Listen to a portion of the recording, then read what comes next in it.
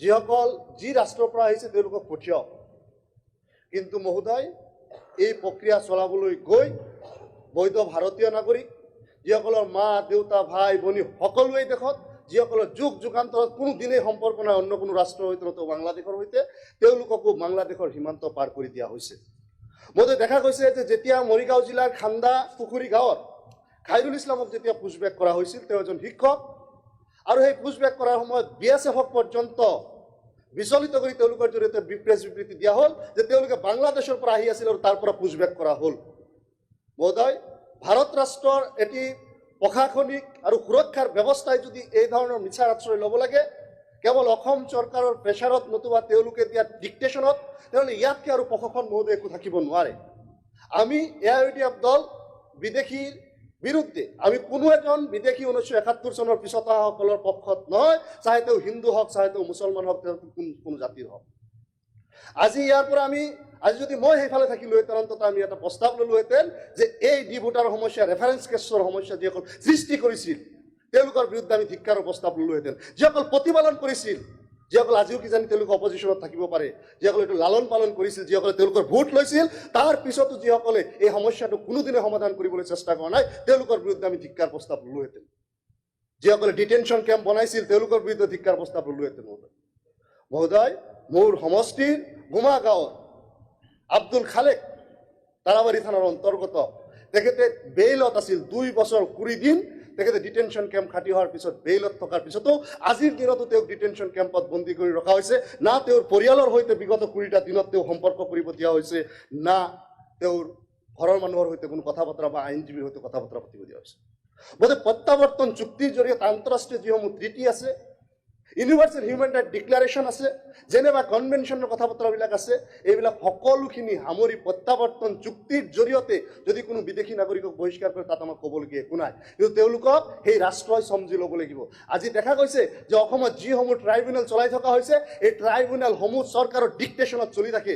চৰকাৰৰ গৃহ বিভাগে যি কৈ আছে সেই ডিক্টেশ্যনত চলিব।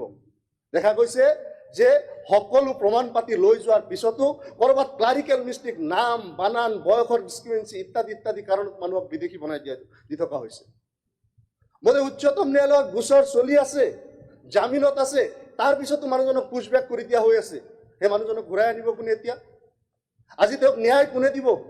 ভাৰত ৰাষ্ট্ৰৰ ব্যাপক ন্যায়িক ব্যৱস্থা থকাৰ পিছতো এই ধৰণৰ যদি অন্যায় অবিচাৰ মানুহৰ লগত যদি কৰা হয়, তেনেহ'লে ইয়াতকৈ দুৰ্ভাগ্য আৰু আন্তঃৰাষ্ট্ৰীয় মহলত ভাৰতৰ নাম বদনাম হোৱা ধৰণৰ অন্য কোনো ঘটনা থাকিব নোৱাৰে।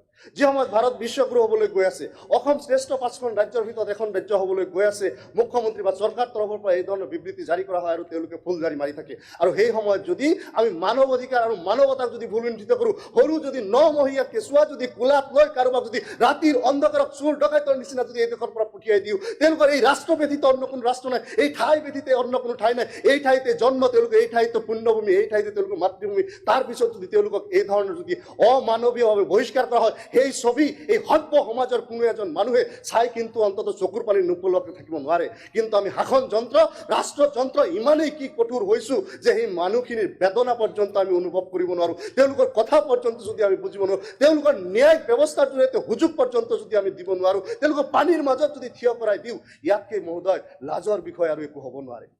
গতিকে মহোদয়, কেৱল ধৰ্মৰ নামত বাছি বাছি, কেৱল জাতিৰ নামত, কেৱল ভাষাৰ নামত বাছি বাছি, কেৱল তেওঁ কোনটো সাংস্কৃতিক পৰা বিলংছ কৰিছে সেইটোৰ ওপৰত বাছি বাছি যদি মানুহৰ লগত এই ধৰণৰ অন্যায় কৰা হয়, তেনেহ'লে মহোদয় ইয়াতকৈ দুৰ্ভাগ্য কোন হয়।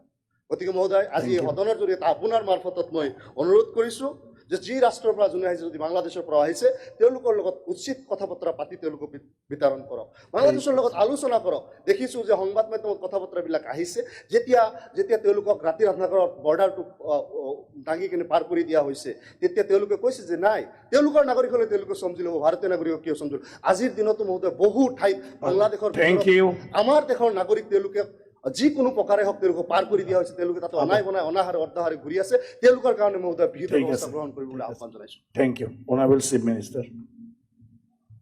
মাননীয় অধ্যক্ষ মহোদয়, এই একেধৰণৰ বিষয় এটা 301 আছে, গতিকে সেইটো যদি একেলগে এতিয়া কৈ দিয়া যায়, তেতিয়া মই ৰিপ্লাইখিনি একেলগে দিব পাৰোঁ।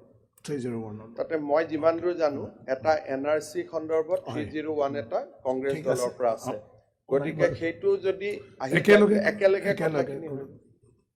আমি 0 আৱাৰটো শেষ কৰি ল'ম লগে লগে আহি যাব নেকি যদি উত্তৰ দিওঁ তেতিয়াহ'লে সেইটোত আৰু বিতৰ্কত একো নাথাকিবগৈ তো এতিয়াই কৰি গতিকে ল'লো। এতিয়া কণ্টিনিউ 301 আৰু 0 আৱাৰ তিনিটা একেলগ কৰিলে মই ৰিপ্লাইটো দিব পাৰিম তেতিয়াহ'লে ঠিক আছে যদি নহ'লে যদি তেওঁলোকে বিচাৰে যে নহয় বেলেগে কৰি মোৰ সেইটোতো আপত্তি নাই এবাৰ এতিয়া আমাৰ 0 আৱাৰ বেলেগ এটা আছে ইয়াৰ পিছত 301 আহিব 54 মই ৰিপ্লাইটো এতিয়া দিম নে লাষ্টত দিলেও হ'ব না একেলগতে তিনিটাটো যদি না কি কয় একেবাৰতে আপুনি বিৰোধী দলক সুধি ল'লে একেবাৰতে কৰিলে ভাল হ'ব 301 দি দিলে হ'ব ঠিক আছে ঠিক আছে এতিয়া শ্ৰী ৰমেন্দ্ৰ নাৰায়ণ কলিতা